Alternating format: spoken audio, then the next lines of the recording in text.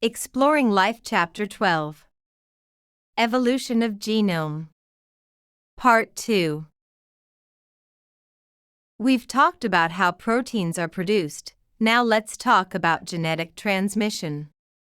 It all begins with DNA replication, the process by which a cell duplicates its entire genome before it divides. This ensures that each daughter cell receives a complete and accurate copy of the genetic information, allowing traits and cellular instructions to be passed on faithfully. The semi-conservative model explains the process of DNA replication. First proposed by Watson and Crick in 1953, this model states that the double helix unwinds, and each of the two original strands serves as a template for building a new complementary strand. As a result, the two resulting DNA molecules each contain one original strand and one newly synthesized strand, ensuring accurate replication of genetic information. This is why it's called semi-conservative. One strand is conserved in each new DNA molecule. DNA replication depends on several key enzymes. DNA helicase unwinds the parental double helix, creating single-stranded templates. DNA polymerase then synthesizes new DNA strands by adding complementary nucleotides according to base pairing rules, adenine with thymine and cytosine with guanine. Like RNA polymerase, DNA polymerase also works in the 5-3 direction. If you remember our earlier analogy of DNA strands as two-way traffic, both RNA and DNA polymerase travel on the same side of the road. Finally, DNA ligase seals the gaps between DNA fragments as needed, ensuring the new strands form a continuous double helix. As DNA unwinds for replication, one template strand is already oriented in the proper 5-3 direction for DNA polymerase. This is called the leading strand, and its synthesis is continuous because polymerase can simply follow the replication fork as it opens. The other template strand is oriented in the opposite direction, the wrong way for DNA polymerase. This is called the lagging strand, and its synthesis is more complicated. DNA polymerase must work backward in short stretches, producing small segments called Okazaki fragments, which are joined together as the fork advances. This image illustrates the process of DNA replication.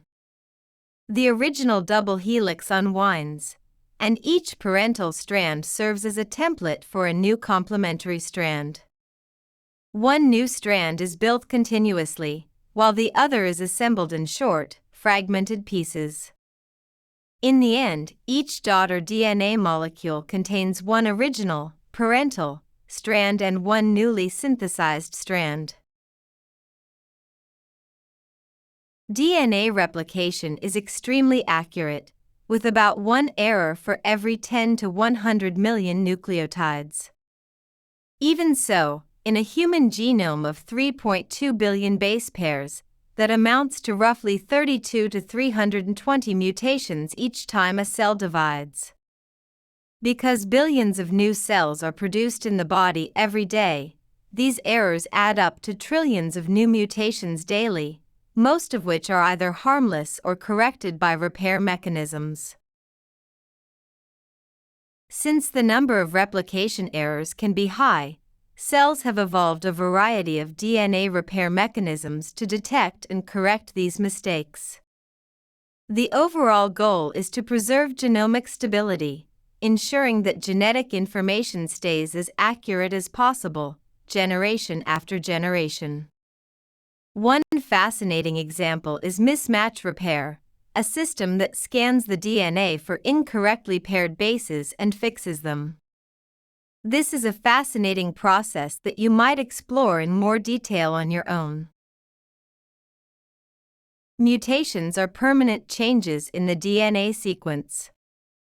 They can occur at different scales. Large-scale mutations may involve major chromosomal alterations or multiple genes, while small-scale mutations involve changes to individual nucleotides. Both types can have significant effects on an organism's traits and its genetic stability. Mutations can arise for different reasons. Sometimes they occur naturally, for example, as random errors during DNA replication when cells divide. Other times, mutations are triggered by external factors, such as exposure to radiation, harmful chemicals, or infections by certain viruses. Large-scale mutations that involve major changes to the structure or number of chromosomes include several types. Deletions remove entire segments of DNA, and duplications add extra copies of those segments. Inversions flip sections of a chromosome in the opposite direction, and translocations move pieces of DNA from one chromosome to another. These kinds of mutations can disrupt gene sequences, alter regulatory elements, or even change the number of chromosomes, often with significant effects on the organism. This image illustrates different types of large-scale mutations that can occur at the chromosomal level. These include deletions, duplications, inversions, and translocations, all of which involve substantial segments of DNA. Because these mutations span large sections of a chromosome, they often affect multiple genes at once.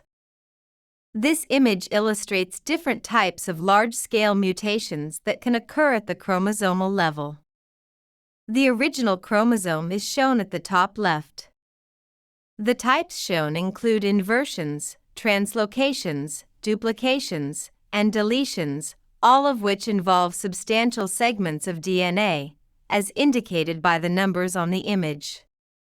Because these mutations span large sections of a chromosome, they often affect multiple genes at once. Small-scale mutations involve changes at the level of individual nucleotides.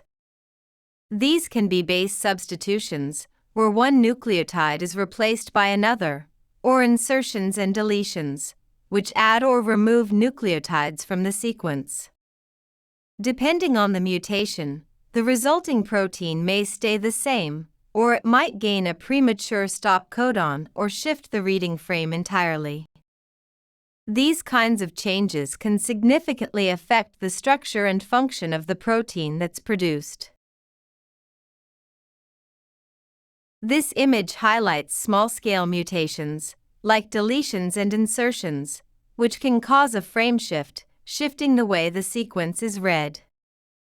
This can lead to the loss of a single amino acid or completely change every amino acid that follows, often severely affecting protein function. Base substitutions can also occur.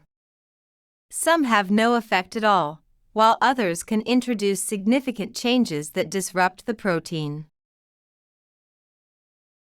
Mutations definitely have a bad reputation, and that's well deserved. Certain mutations are deleterious and can lead to serious consequences. For example, having an extra chromosome can cause Down syndrome, while a single base substitution can result in sickle cell anemia. Deletions or insertions in critical genes may also contribute to cancer. Fortunately, the vast majority of mutations are neutral, meaning they cause no significant change to the organism.